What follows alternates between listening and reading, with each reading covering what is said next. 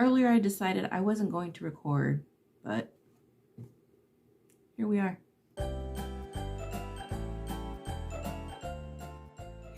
Hello, my name is Dana. I am a certified health coach, certified personal trainer, and licensed cosmetologist. I love looking into ingredients in cosmetics, and I'm here to share my findings with you. Today's video is a little different.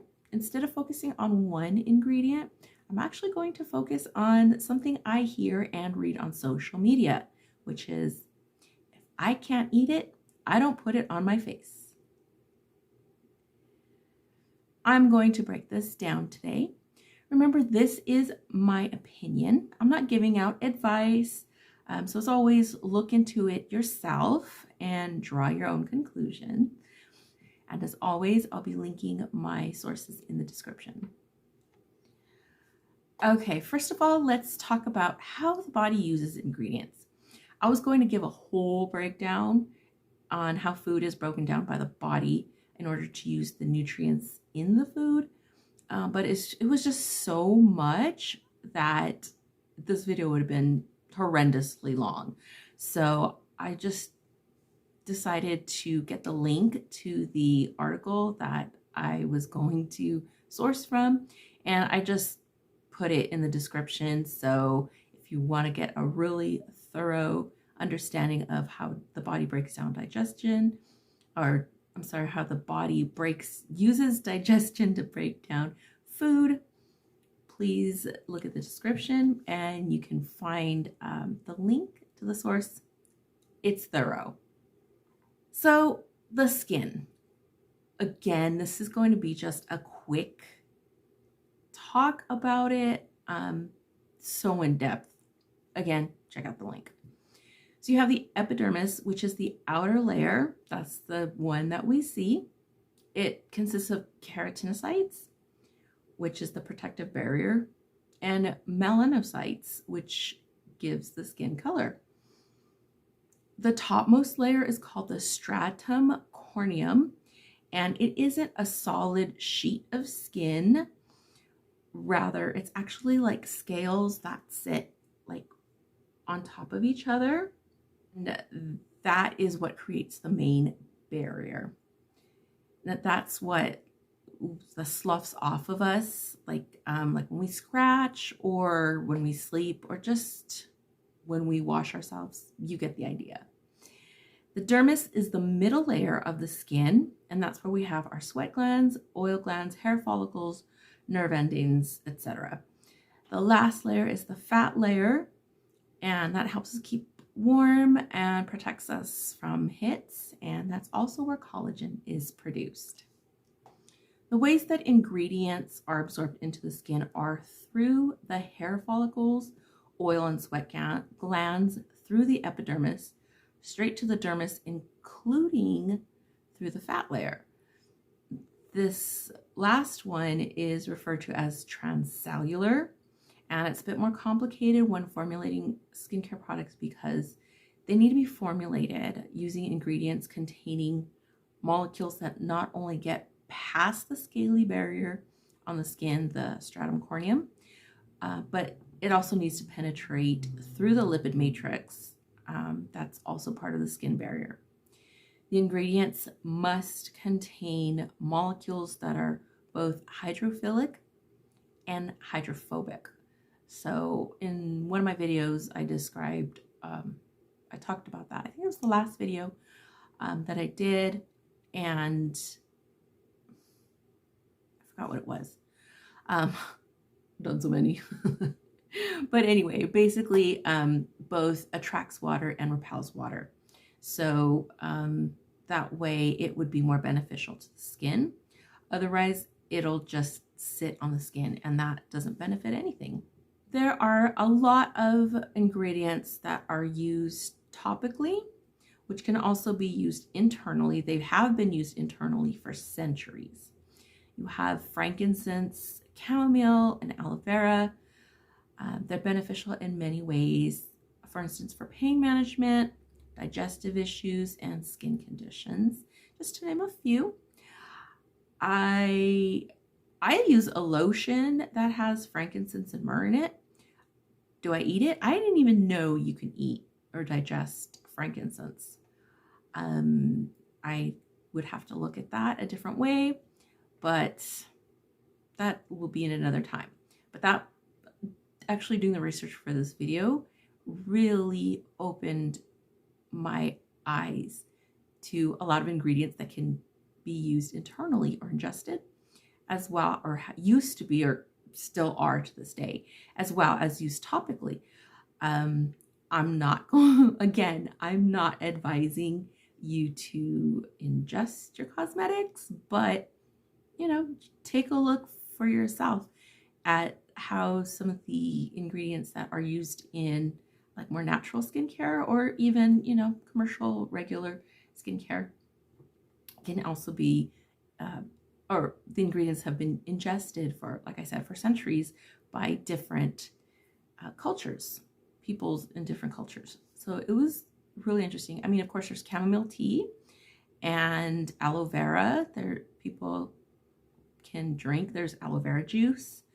So that was interesting. But there are ingredients that can be ingested or eaten that are actually useless on the skin. For instance, collagen is a natural occurring substance in the body, but unfortunately it lessens as we age, as well as by certain lifestyle choices. It's in connective tissues, and it helps to keep the skin strong and youthful. And you can get it in the form of many different foods, especially animal products, and supplements that are on the market today. You'll notice that there are a lot of skincare products that came out that contain collagen, but unfortunately the form of collagen that is in these kind of products to be used topically, it's not actually beneficial to the skin because the molecules aren't small enough to penetrate the skin to the deepest layer that needs it. So unfortunately, that can't happen. So basically, anything with collagen in it, it's basically useless. Of course, there are ingredients that can be used on our skin, but dangerous when consumed, obviously. So there's several, but let's just go with the ones that can be found in both natural skincare and regular products. Zinc oxide. There is a form that's widely used for topical use in sunscreens. The kind that you put on your skin is not the kind that you want to ingest. We do ingest zinc, it's just in different forms because it's naturally in food. You can find it in fruits, veggies, and meats, and it's in supplements, zinc supplements. The zinc oxide in nanoparticle form is considered safe on the skin, but research is still being done on whether or not it's safe to ingest it. So until then, don't be licking your sunscreen off your skin. I hope you don't do that, but you never know. There are some mineral clays found in masks that are things you will not want to consume either. Surprisingly, again, several clays that are in natural cosmetics or can be used in cosmetics can actually be ingested. Again, I didn't know that. Pink clay, French green clay, even I believe bentonite clay, but don't quote me on that again. But I'm not advising you to go make a clay tea. Do your investigations and see if that's something you want to do. I'm not going to go out and do it, but hey, you know. Rhassoul clay, for example, is great on the skin, but not in your mouth. I found that the Rhassoul clay, for example, where it's mined from, it can have parasites, can be safe for use on the skin, yes. But if you put it in your mouth, keep it away from your mouth is what I'm saying. Then we have preservatives. Preservatives are added to cosmetics to protect the product from growing microbes. So this in turn protects the user from contracting skin diseases, from any harmful bacteria that could be growing in their cosmetics. Nowadays, many consumers are more aware of the ingredients in their cosmetics, and some are even opting to formulate their own to use. Formulating products on your own using recipes from Pinterest or other social media platforms isn't something you want to do for everything. For instance, many of them don't include a way to preserve the product, which can be very dangerous because there are products go rancid really quickly, especially if it has any form of water in it. Or worse yet, these recipes can give substitutions for preservatives that they think may be a way to preserve the final outcome, like vitamin E. I've seen recipes that have vitamin E, but that isn't a preservative. It will not preserve your end product. In the description, I'm of course going to link a pretty thorough guide on the different preservatives, both used in conventional formulations and greener formulations. And I think I'm going to do a video on the whole green washing and green cosmetics and all of that good stuff. They're out there, but hey, gives me something else to look into.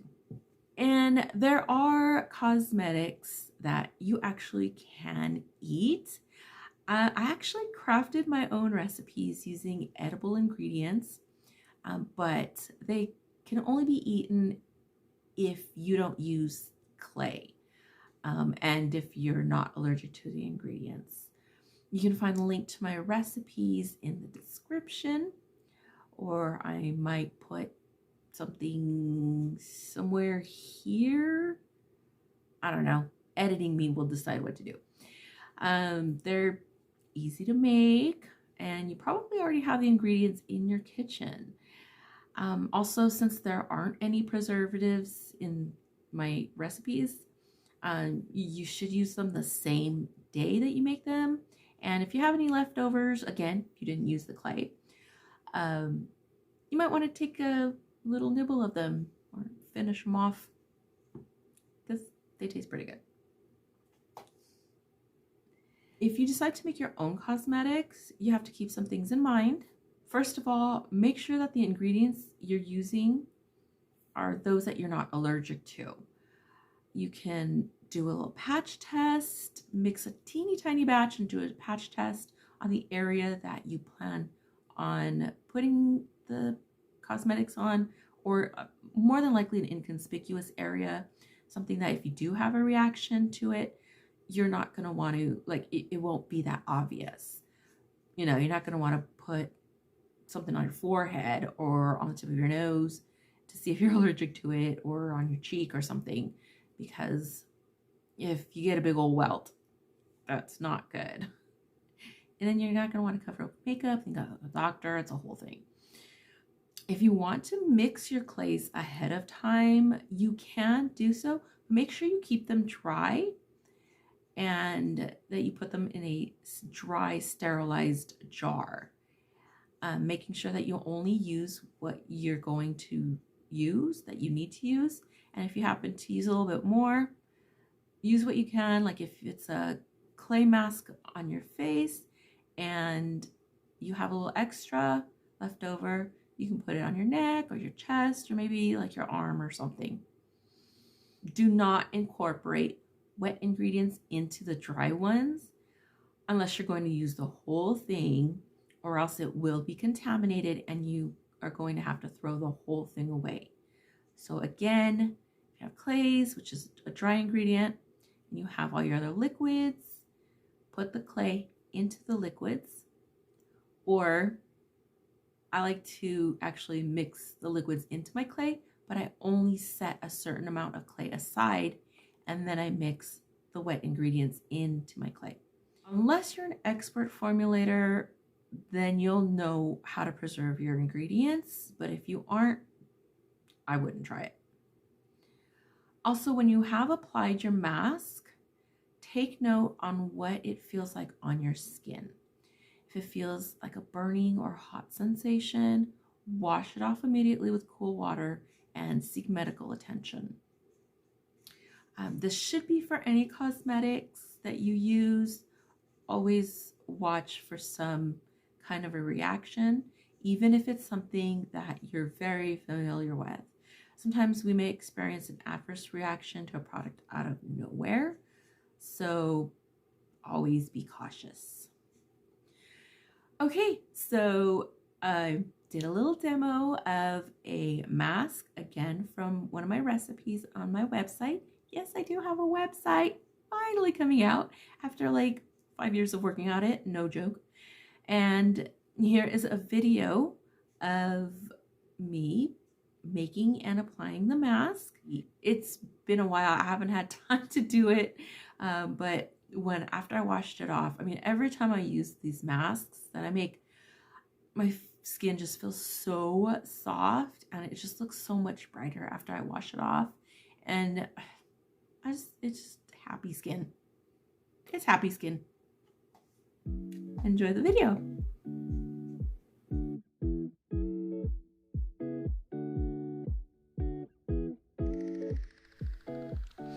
Here I get my apple.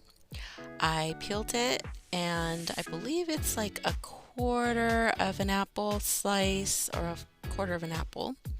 And I just sliced it and diced it a bit. And then I actually decided to process it in my blender with just a teeny bit of water to make it like applesauce consistency. Now I have my French green clay, and I get the amount that I'm going to use. Again, you can get that from the recipe. This is gel, aloe vera gel. And again, I used about as much as I have in my recipe.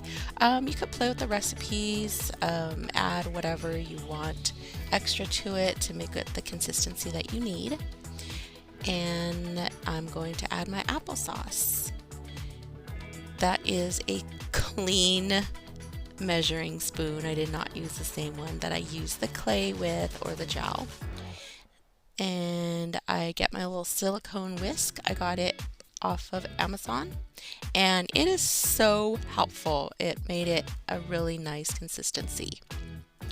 I just added cinnamon to my applesauce, and this is the only thing I would eat. I would not eat the mask, again it has clay, and an inedible aloe vera gel. This is me with my mask. Clean face. Always apply your mask to clean skin. And I just apply it with my fancy little mask brush. Yes, that is just for face masks. And I spared you watching me put it all over my face. So here it is. You want to make sure you don't put it on the skin around your eyes. And I didn't put it on my upper lip. Just being silly. No, I'm not going to eat it. Just being silly with you. And I wait about 15-20 minutes for it to dry. And it's time to remove it. I get a washcloth and I get it soaked in warm water. And then I just pat it on my skin and then wipe off the mask. I did this several times, and I did it in my kitchen sink because of the applesauce. I didn't want that going down my bathroom drain. So there it is. It's all wiped off, and I'm ready for my skincare. Oh, wait. I had to have a little bit of the applesauce because It was just so good. I forgot to make a conclusion piece in my original video, so I just wanted to include this email I received from Anne Marie Gianni, which basically confirms don't eat your skincare. And that was my DIY face mask recipe. I put a link in the description to my website where you can download that recipe and other recipes for free. While you're there, check out some of the courses that I offer. I will be putting out more goodies on my site in the near future, but for now you can see what's there. Anyway, I hope you found this helpful. Let me know in the comments section whether or not you plan on making your own masks. Do you formulate your products? Let me know. I'm interested. Are you going to visit my website? Again, let me know in the comments. I read them. I might even comment on them. Keep an eye out for more videos about other ingredients and other topics I choose to cover. And don't forget to check out my website. Check it out. Check it out. Have a blessed day. Bye.